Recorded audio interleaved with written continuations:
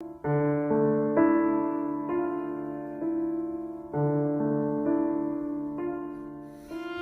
day without laughter is a day wasted.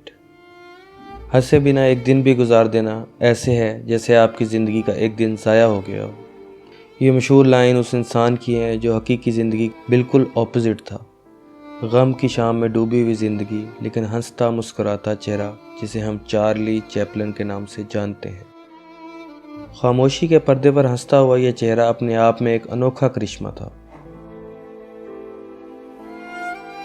جو ہر شخص کے جوہر کو اپنے اندر لے جانے میں کامیاب تھا، وہ اپنی اداکاری کی صلاحیتوں کو استعمال کرتے ہوئے اپنی جذبات اور احساسات کو بنا کوئی لفظ کہے ایک جسمانی موجودگی میں بدل دیتا تھا۔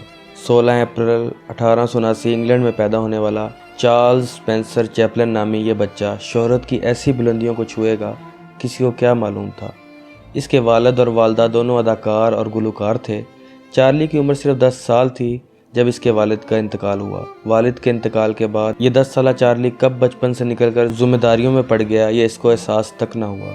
اس دردناک زندگی کو چھپاتے چھپاتے اس کے اندر کب ایک کمیڈین پیدا ہوا جس نے لاکھوں لوگوں کو مسکراہٹ دی، اسے خود اندازہ نہ ہوا۔ جبکہ زندگی اور حالات کی وجہ سے وہ ایک فلاسفر تھا، نہ کہ کمیڈین۔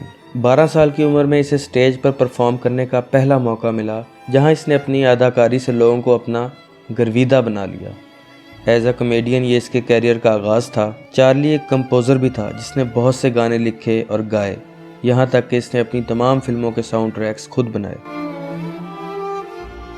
چارلی چیپلن ان چند کمیڈینز میں سے ایک ہیں جو نہ صرف اپنی فلمز کو پروڈیوس کرتے تھے بلکہ اس فلم کے ایکٹر، رائٹر، ڈائریکٹر اور کمپوزر بھی خود ہوتے تھے۔